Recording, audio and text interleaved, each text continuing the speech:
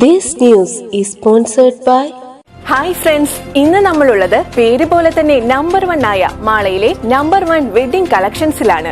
സ്ത്രീകൾക്കും പുരുഷന്മാർക്കും കുട്ടികൾക്കുമുള്ള എല്ലാ ഡ്രസ്സുകളും, അതിപ്പോ പാർട്ടി വെയർ ആയാലും കാഷ്വൽസ് ആയാലും എല്ലാം തന്നെ ഇവിടെ ഒരുക്കിയിട്ടുണ്ട്. എല്ലാവർക്കും നമസ്കാരം. ഇന്ന് നമുക്കൊരു ഭക്തിഗാനം പാടിക്കൊണ്ട് നമുക്ക് നമ്മുടെ ചാനലിന്റെ വാർത്ത ആരംഭിക്കാം. പരിശുദ്ധാത്മാവേ നീ എഴുന്നള്ളി വരണമേ എൻ്റെ ഹൃദയത്തിൽ, ദിവ്യദാനങ്ങൾ ചിന്തി എന്നുള്ളിൽ ദൈവസ്നേഹം നിറയ്ക്കണേ.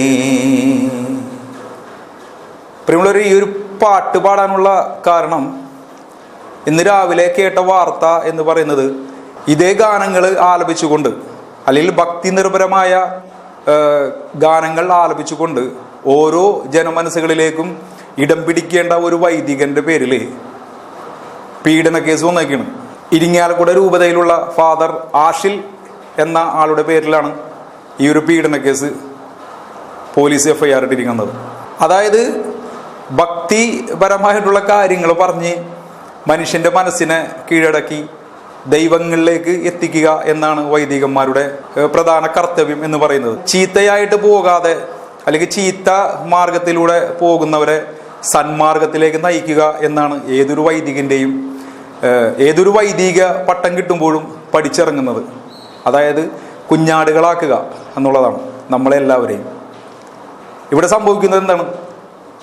കഴിഞ്ഞ ഒരു 2-3 മാസങ്ങൾക്ക് മുമ്പ് മാളയിൽ തന്നെ ഒരു വൈദികന്റെ പേരിൽ ഒരു പീഡന കേസ് ഉണ്ടായി. ആ ഒളി പോയ ഫാദറിന്റെ പേരിൽ, ഫാദർ എന്ന് വിളിക്കാൻ പറ്റില്ല, നമുക്ക് വേറെ എന്തെങ്കിലും പേരാണ് തോന്നണത്, പക്ഷെ നമ്മുടെ ഒരു മര്യാദ കൊണ്ട് നമ്മളത് വിളിക്കുന്നു എന്ന് മാത്രം. അപ്പൊ ആ പുള്ളിക്കാരന്റെ പേരിൽ ഇന്ന് കേസ് കിടക്കുന്നുണ്ട്. അപ്പൊ വീണ്ടും നമ്മുടെ നാട്ടിൽ വേറൊരു പീഡന കേസ് രജിസ്റ്റർ ചെയ്തേക്കാണ്. ഇതൊരു വലിയ മുതിർന്ന ആളാണ്. ഒരുപക്ഷെ ഇത് തമ്മിൽ ചിലപ്പോൾ ഇവർ രണ്ടുപേരും തമ്മിലുള്ള ഒരു അണ്ടർസ്റ്റാൻഡിങ് ആയിരിക്കാം. എന്തെങ്കിലും ഒരു മിസ്റ്റേക്ക് വന്നപ്പോൾ ഈ പുള്ളിക്കാരത്തി കൈയൊഴിഞ്ഞു പോയതായിരിക്കാം, അറിവില്ലാതെ സംഭവിച്ചതായിരിക്കില്ല. പക്ഷെ എങ്കിലും വീഴ്ച എന്നത് എല്ലാവർക്കും വീഴ്ച തന്നെയാണ്. ആഷിൽ എന്ന് പറയുന്ന ഇയാളുടെ പേരിൽ നേരത്തെ തന്നെ ഇങ്ങനെയുള്ള വിഷയങ്ങൾ കംപ്ലൈന്റ് രജിസ്റ്റർ ചെയ്തിട്ടുണ്ടെന്ന് നമുക്കറിയാൻ കഴിഞ്ഞു. അങ്ങനെയുള്ളവരെ എന്തിനാണ് വീണ്ടും ഈ രൂപത അല്ലെങ്കിൽ അങ്ങനെയുള്ള ആളുകൾ വെച്ചു പൊറപ്പിക്കുന്നത്? ഇതുമായി ബന്ധപ്പെട്ടവർ ഇങ്ങനെയുള്ള ആളുകളെ നിങ്ങളുടെ തന്നെ, അതായത് നല്ല അച്ഛന്മാരുടെ പേര് കളയാൻ വേണ്ടി ഈ സഭയിലുള്ളവരെ എന്തിനിങ്ങനെ വെച്ചു പൊറപ്പിക്കണം? എടുത്ത് കാട്ടി കളയേണ്ടത് നിങ്ങൾ. ഇപ്പൊ നിങ്ങൾക്കും പേര് ദോഷമായില്ലേ, സഭക്ക് പേര് ദോഷമായില്ലേ, നാട്ടുകാരിൽ ഇങ്ങനെയുള്ള എന്താ പറയുക നല്ല ക്രിസ്ത്യാനികൾക്ക് എല്ലാവർക്കും പേര് ദോഷമായില്ലേ? ഇങ്ങനെയുള്ളവന്മാരെ ഒന്നും വെച്ചു പൊറപ്പിക്കരുത്. ഇപ്പോൾ ഒളിവിലാണ്. ഇങ്ങനെയുള്ള ആളുകളെ ആരും തന്നെ സംരക്ഷിക്കരുത്. കാരണം അങ്ങനെ സംരക്ഷിക്കാൻ ആളുണ്ട് എന്ന് തോന്നുമ്പോഴാണ് ഇതുപോലുള്ള കുറ്റകൃത്യങ്ങൾ അല്ലെങ്കിൽ ലൈംഗികത പെരുകുന്നത് ഇങ്ങനെയുള്ള ആളുകളുടെ ഇടയിൽ. അല്ലെങ്കിൽ ഇവരെയൊക്കെ പിടിച്ച് കല്യാണം കഴിപ്പിക്കണം എന്നുള്ള രീതിയിൽ ഒരു സമ്പ്രദായം ഉണ്ടാക്കണം. അപ്പൊ പിന്നെ ഞങ്ങൾക്കൊന്നും വാർത്ത കൊടുക്കേണ്ട, കാരണം ആ സമ്പ്രദായം മാറിയല്ലോ. അപ്പൊ ലൈംഗികത ഇല്ല. അല്ലെങ്കിൽ ഇവർക്കൊക്കെ സമാധാനമായിട്ട് എന്താ പറയുക, ലൈംഗികമായിട്ട് എവിടെയെങ്കിലും പോയിട്ട് പൈസ കൊടുത്ത് ചെയ്യാനുള്ള അങ്ങനത്തെ ഉള്ള അവസ്ഥകൾ ഉണ്ടാക്കി കൊടുക്കണം. അല്ലെങ്കിൽ ഇതുപോലെ എന്താ പറയുക, ഇവർ കുടുംബം തകർന്നില്ലേ? നല്ല വാചകങ്ങൾ ചൊല്ലിക്കൊടുക്കേണ്ട ഒരു കുടുംബത്തിൽ കയറിയാണ് ഈ വക തെണ്ടിത്തരം കാണിച്ചേക്കണത്. ആ കുടുംബം തകർന്നില്ലേ? അവിടെ ഉണ്ടാകുന്ന കുട്ടികൾ, അവിടെയുള്ള ആ ഒരു പെണ്ണിന്റെ ഭർത്താവ്, അവർക്ക് ഇനി എങ്ങനെ പുറത്തിറങ്ങി നടക്കും? അതൊക്കെ ആരിൽ നിന്ന് സംഭവിച്ചു? ഈ ഒരു ഫാദറിൽ നിന്നിട്ട്. സാധാരണ എന്താ പറയാ, സാധാരണ മറ്റുള്ള ആളുകളൊക്കെ ആണെങ്കിൽ പ്രേമം, മറ്റുള്ള കാര്യങ്ങളെല്ലാവരും നാട്ടിലുള്ളത് പരസ്പരം എന്താ പറയാ പൂരകങ്ങളായിട്ട് ജീവിക്കുന്നവരാണ്, എല്ലാ കാര്യങ്ങളല്ല. പക്ഷെ ഇത് ചെയ്യാൻ പാടില്ല എന്ന് പറയുന്നവരാണ് ആദ്യം കയറി ചെയ്യുന്നത്.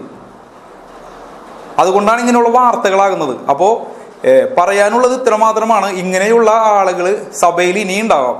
മനസ്സിൽ എന്താ പറയാ ചെകുത്താനെ ഒളിപ്പിച്ച് വെച്ചുകൊണ്ട് വെള്ളക്കോട്ടിട്ട് നടക്കുന്ന ആടുകൾ. അപ്പോൾ അവരെല്ലാം മനസ്സിലാക്കി കണ്ടുകൊണ്ട് എന്തെങ്കിലും ഒരു ചെറിയ മിസ്റ്റേക്ക് നിങ്ങൾ കണ്ട് കിട്ടുമ്പോൾ തന്നെ ഇവർക്കെതിരെ എന്താ പറയുക ആക്ഷൻ എടുത്ത് പുറത്താക്കണം. അല്ലെങ്കിൽ ആ കുപ്പായം മാറ്റണം. അല്ലെങ്കിൽ നിങ്ങൾക്ക് തന്നെയാണ് അതിൽ കറ പുരളുന്നത്. അത് മനസ്സിലാക്കണം. അല്ലാത്തോടത്തോളം ഇങ്ങനെയുള്ള എന്താ പറയുക, നേരത്തെ പറഞ്ഞ പോലെ ചെന്നായികൾ പെരുകും. അത് ദോഷം നിങ്ങൾക്ക് തന്നെയാണ്. നിങ്ങളുടെ നല്ല കുപ്പായത്തിൽ ചെളി പുരളാതെ നോക്കേണ്ടത് നിങ്ങൾ തന്നെയാണ്. അപ്പൊ ഇനിയും ഇതേപോലെയുള്ള കേസുകൾ ഞങ്ങളുടെ മുമ്പിൽ വരാതിരിക്കട്ടെ. സ്റ്റേഷനിൽ പരാതി വരാതിരിക്കട്ടെ, എന്താ പറയുക, രൂപതയിലുള്ള ഫാദർമാർ പീഡിപ്പിച്ചു എന്നുള്ളത് എന്ന് മാത്രമാണ് ഇതിൽ പറയാനുള്ളത്. കൂടുതലായിട്ട് വേറൊന്നും പറയുന്നില്ല. ഈ ഒളിവിൽ പോയ ഫാദർ എത്രയും പെട്ടെന്ന് പുറത്തു വരണം. കാരണം ഒളിവിൽ പോയിട്ടിരുന്നിട്ട് കാര്യമൊന്നുമില്ല, ഒരു കാര്യമില്ല. എന്ത് കാര്യത്തിന് ഒളിവിൽ പോയത്? യുദ്ധം ജയിച്ച് പോലീസുകാരെ അന്വേഷിച്ചെടുക്കണം എന്നല്ല, നിങ്ങൾ പീഡിപ്പിച്ചു എന്നാണ് പറയുന്നത്. ധൈര്യമായിട്ട് പുറത്തു വരണം. പറയാനുള്ളത് ഇത്ര മാത്രമാണ്. ഈ ഒരു ഫാദറിനെ ഒളിവിൽ പോകാൻ സഹായിക്കുന്ന അവരോടാണ്. അങ്ങനെ ഉണ്ടെങ്കിൽ തന്നെ ആ ഫാദറിനെ എത്രയും പെട്ടെന്ന് പുറത്തുകൊണ്ടണം. അതിൽ നാറാൻ പോകുന്നത് നിങ്ങൾ തന്നെയാണ് പല ദിവസങ്ങളായിട്ട്. ഇത്രയും മാത്രമാണ് പറയാനുള്ളത്. നിർത്തുന്നു. നന്ദി, നമസ്കാരം. Thank you.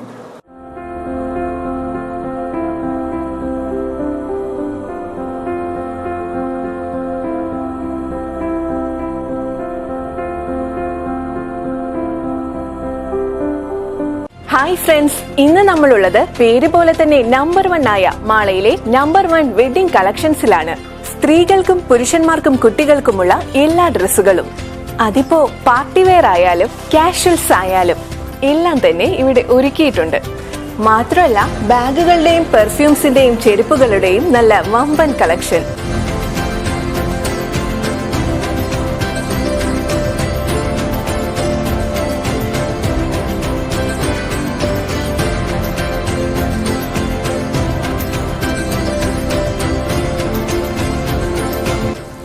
നമ്പർ 1 ഇപ്പോൾ ആടി സെയിൽ നടന്നുകൊണ്ടിരിക്കുകയാണ്. 99 to 999 പ്രൈസ് റേഞ്ചിലാണ് ഓഫർ ഒരുക്കിയിരിക്കുന്നത്. ഡ്രസ്സുകൾ ഓൾട്ടറേഷൻ ചെയ്യാനുള്ള സൗകര്യവും ഇവിടെ ചെയ്തു തരുന്നതാണ്. ബെസ്റ്റ് പ്രൈസിലുള്ള ബെസ്റ്റ് ക്വാളിറ്റി പ്രൊഡക്ട്സ് വാങ്ങാനായി ഇന്ന് തന്നെ നമ്പർ 1 വെഡിംഗ് കളക്ഷൻ സന്ദർശിക്കൂ. നല്ല പാർക്കിംഗ് സ്പേസോട് കൂടിയ മാളയിലെ ഏറ്റവും വലിയ ക്ലോത്തിംഗ് സ്റ്റോറായ നമ്പർ 1 വെഡിംഗ് കളക്ഷൻസിന്റെ ലൊക്കേഷൻ വരുന്നത് മാള ഫെഡറൽ ബാങ്കിന് അടുത്തായാണ്.